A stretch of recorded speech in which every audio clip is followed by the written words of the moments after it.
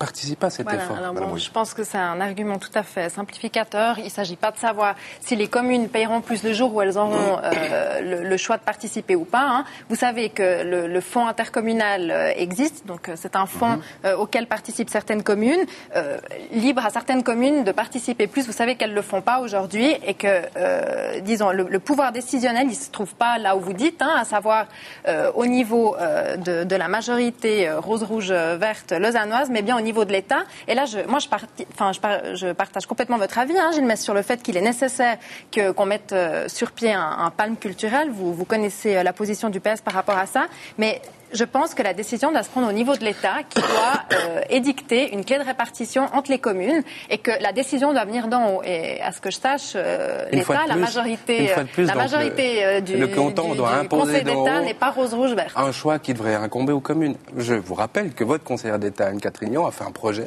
de loi sur la culture qui dit que les communes doivent s'organiser entre elles au niveau régional pour financer leur offre culturelle. Alors, c'est quand même étonnant, à la fois Sylvia Zamora et Anne Catrignon ont le même discours qu'un radical comme moi. Je m'étonne quand même de la position des socialistes lausannois. Cela dit, ça paraît un peu comme un débat obsolète. On est quand même à une heure où les gens sont mobiles, se déplacent d'une ville à une autre. Est-ce qu'on en est encore à l'heure de vouloir faire passer à la caisse chaque personne qui se déplace, qui consomme de la culture ailleurs, qui paye ses impôts ailleurs? Ça nous rappelle l'épisode de Micheline Calméré comme ministre des Finances du côté de Genève. Est-ce que là, on n'en est pas à une autre époque, Rebecca Ruiz, quand même, en se disant les gens bougent et qui profitent de l'offre culturelle? Mais écoutez, je crois pas. Je crois qu'on est vraiment, Gilles Mess le disait, au cœur du problème. En tout cas, pour la gauche, l'impôt est juste parce qu'il n'y a aucune raison, que ce soit les seuls Lausannois qui aient à payer pour cette culture dont bénéficie l'Arc lémanique. Je vous l'ai dit. Je crois que voilà. Et en tout cas, certains internautes vous donnent raison. On peut en citer un comme Sebrep, qui va carrément, il dit cette taxe c'est le seul moyen de faire payer les riches des communes voisines. Il précise qu'ils viennent consommer de la culture à Lausanne.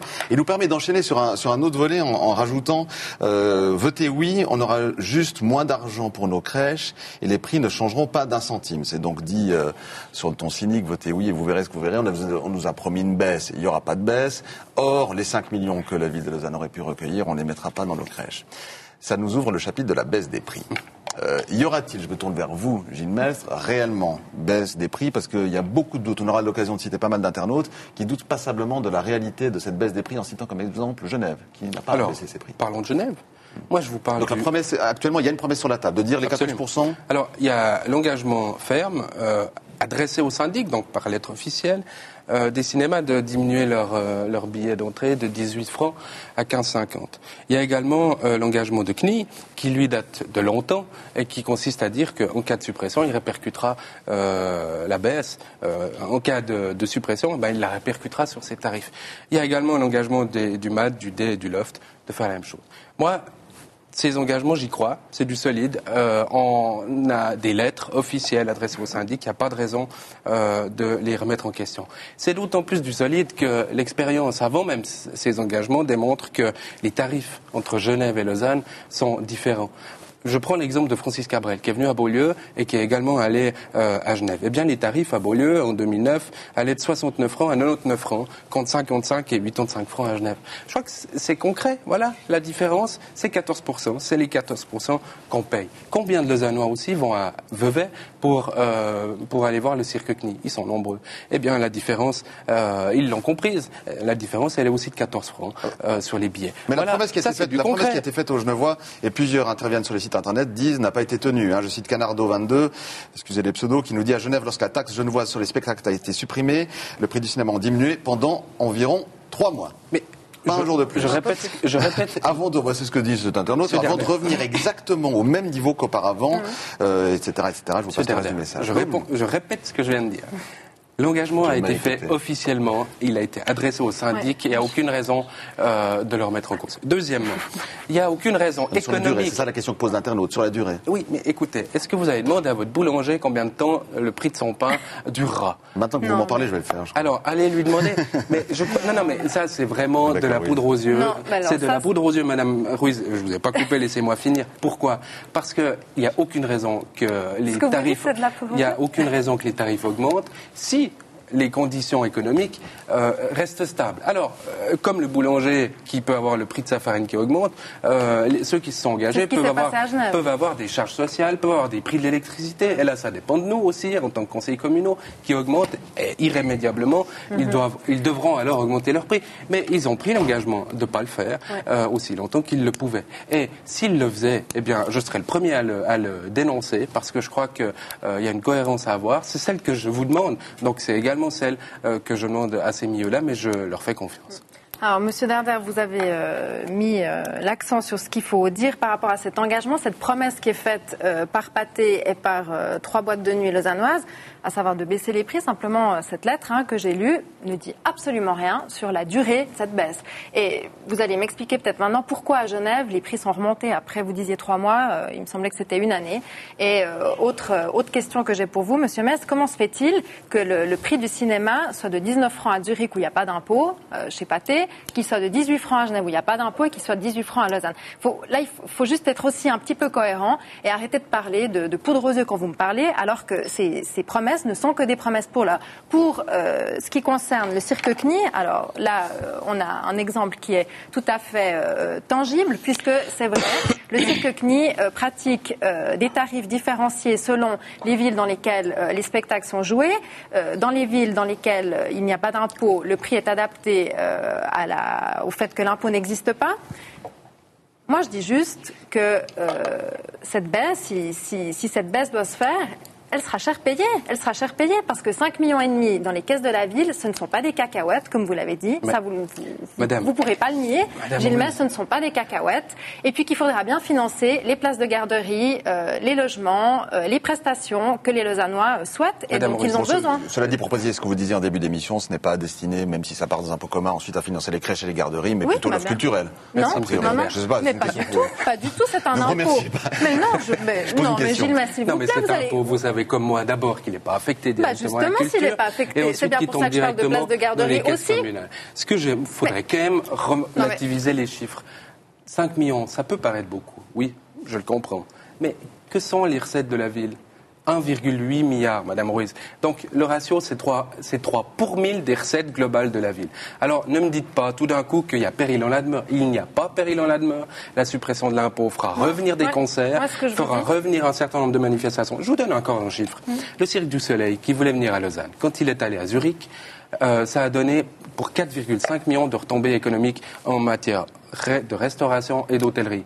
Est-ce que ça, c'est des peanuts ? Ça n'en est pas non plus. Et ça fait vivre un certain nombre de commerces. Ça fait vivre l'économie. Ça crée des emplois. Pour moi, c'est important aussi. Voilà. Donc, je crois que ces arguments-là, ils sont solides. Moi, je ne dis pas. L'exemple d'autres villes l'a démontré. Et votez oui. Je ne dis pas qu'il y a péril dans la demeure, Gilles Mestre. Je dis simplement que, en tant que femme de gauche, en tant que présidente du PS, je ne vais pas faire un cadeau à un exploitant. Je ne vais pas payer la piscine d'un exploitant de boîte de nuit. Et si je dois payer une piscine, ce sera une piscine publique qui bénéficiera à tous les Lausannois. Voilà, c'est tout ce que je dis. Mais c'est ça Il n'y a pas de péril dans la demeure. C'est ça qui est terrible. C'est que dans votre vision, tout est noir ou tout est blanc. Tout est bon ou tout est mauvais. Alors, ce qui est public et subventionné est forcément bon.